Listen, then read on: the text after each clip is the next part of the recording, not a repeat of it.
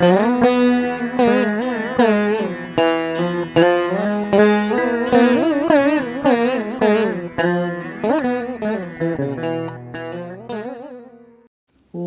ஸ்ரீ கல்கி அகத்தீசாய நமோ நமக.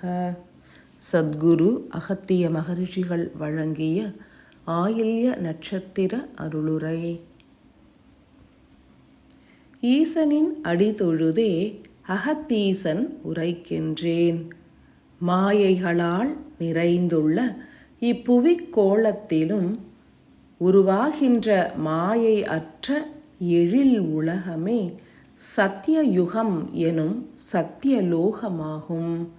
கலியின் எல்லையில் பல்வேறு பகுதிகளில் பல்வேறு மார்க்கங்களில் பல்வேறு தலைமையின் மூலம் சத்தியலோகங்கள் உருவாக்கப்பட்டு வருகின்றன. ஏனெனில் ஒற்றை பிரதேசத்தில் உருவாகி பல்கி பெருக வேண்டும் எனில் நீண்ட கால அவகாசம் தேவை. கலியானது பல்வேறு இடங்களில் பல்வேறு மார்க்கங்களில் மானுட மனதினை அறியாத வண்ணம் பீடிக்கின்றது. அதன் மூலம் கொடிய நிலைகளை சிறிது சிறிதாக உருவாக்கி அவற்றை ஒன்றிணைத்து பெரும் பிரளயமாக உருமாற்றிவிடும். அவற்றை தடுக்க வேண்டும் எனில் இறை சக்தியின் மூலம் சத்தியலோகங்கள் உருவாக்கப்பட்டு பின்னர் அவை அனைத்தும் ஒன்றிணைக்கப்படும். பல மனிதர்கள் ஒன்றிணைந்து தீய செயல்களை ஆற்றி கலிக்கு துணை புரிகின்றனர். உருவாகும் பாதாள லோகங்கள் யாவும் கலியின் செயலே என்றுணர்க.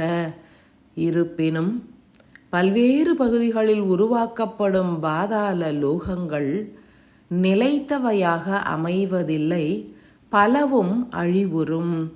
ஏனெனில் இறை சக்தி பெருகினால் கலியின் தீவிரம் குன்றும். எனினும் ஒரு சில சக்தி வாய்ந்த கலிபுருஷர்கள் பெரும் அழிவினை விளைவிக்க முயன்றிடுவர். அவ்வகையில் நல்லோர் இணைந்து உருவாக்கும் சத்தியலோகங்களும் இப்புவியில் பெரும் பணி ஆற்றிடும்.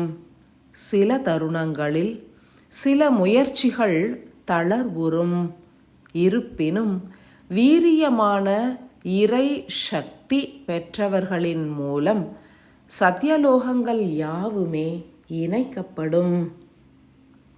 ஹயக்ரீவ மகரிஷிகள் உருவாக்கும் சக்தி மண்டல கோபுரங்களே பல்வேறு சத்தியலோக உருவாக்கத்தின் அறிகுறிகளாகும். சூட்சமமாய் உருவாகும் சத்தியலோக நிலைகள் யாவுமே புறத்தினில் உருவ இயக்கமாய் நிலைக்கும் ஆதி விளக்கினை மையமாக கொண்டிருக்கும்.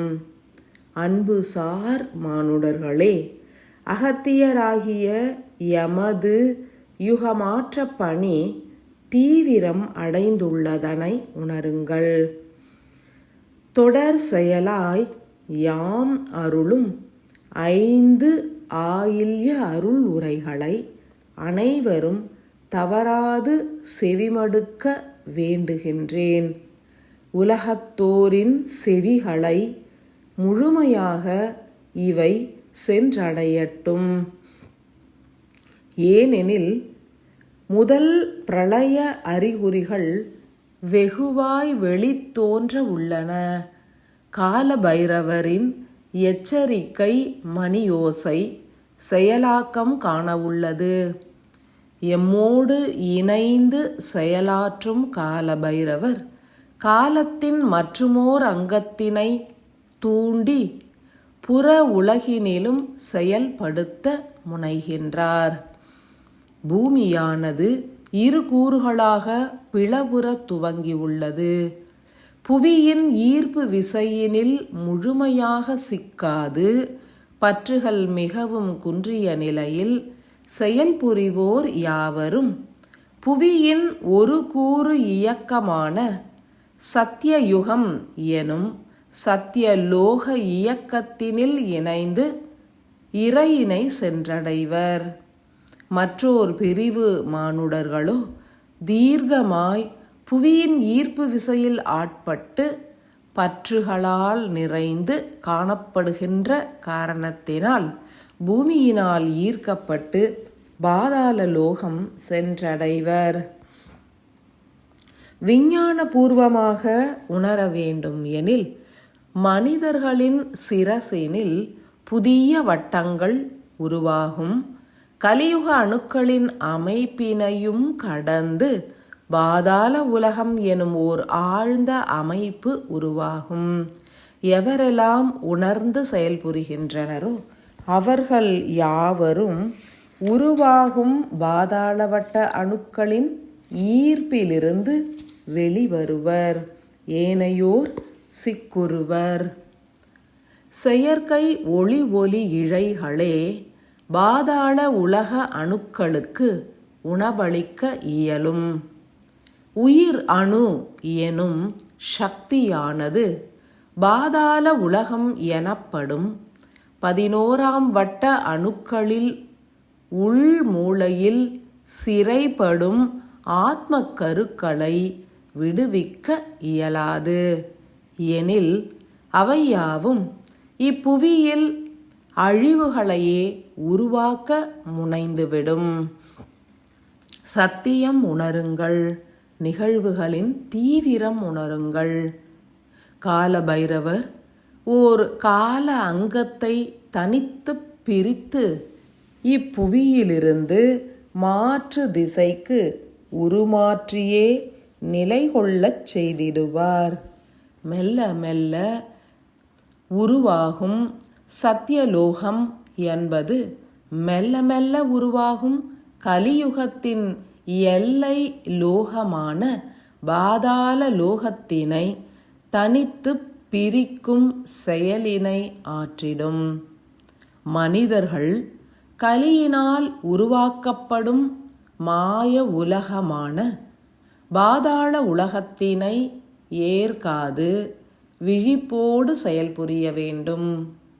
விழிப்பு கொண்டு இயங்கி இறைவனின் இயக்கத்தோடு இணைந்து எமது ஒளிப்பாலத்தோடு பிணைந்தவர்கள் யாவருமே சத்தியலோகத்தினில் நிலைத்திருப்பர். ஏனையோர் யாவருமே பாதாள லோகத்தினால் ஈர்க்கப்படுவர்.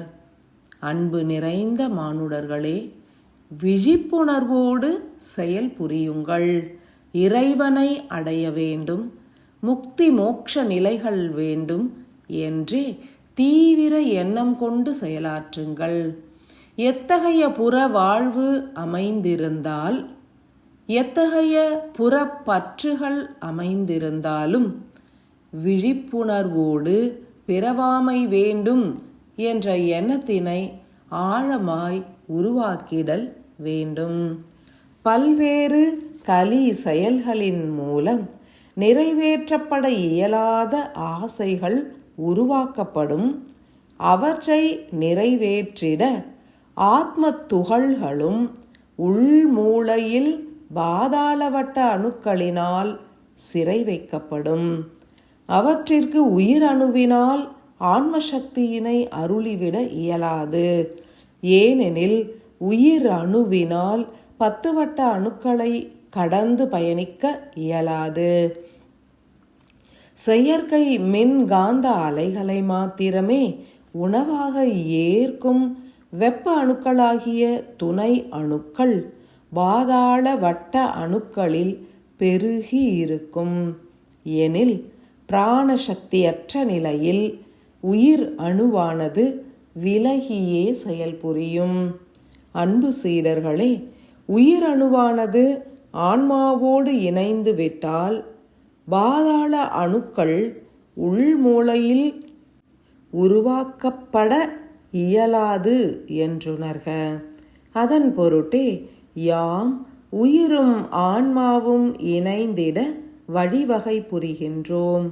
இறைவனை எம்முறையிலேனும் துதிப்பவர்கள் பிறவாமை வேண்டும் என்றே மும்முறை ஆழ்ந்து உரைப்பவர்கள் எமது ஒளிப்பாலத்தினில் இணைக்கப்படுவர். இணைப்பவர்களின் சிரசினில் பாதாளலோகம் உருவாகிடாது என்றுமே உணர்ந்திடுக. 5 திங்கள்களில் உருவாகும் பெரும் மாற்றங்கள் காலபைரவரின் புதிய கால அங்கத்தினை மனிதர்களுக்கு உணர்த்திடும். அதன் பின்னர் பெரும் முயற்சிகள் இன்றியே மனிதர்கள் இறையினால் ஈர்க்கப்படுவர். 5 திங்களுக்குள் எமது ஒளிப்பாலத்தினில் இணைபவர்கள் புண்ணியம் புரிந்தவர்களே. எனில் எமது அன்பு பிள்ளைகள் யாவரும் அதி தீவிர சக்தியினை கொண்டு தீவிரமாய் இயங்கி மாய கர்ம ஆணவங்களை அழித்து சூழ்கின்ற ஆன்மாக்களையும் விடுவிக்க முனைந்து செயல் புரிந்திடுங்கள். கால பைரவரின் அருளாசியினை அனைவரும் பெற்றிடுங்கள். மானுடம் தழைக்கட்டும், ஆன்மாக்கள் விண்ணேறட்டும். பரிபூரண ஆசிகள்.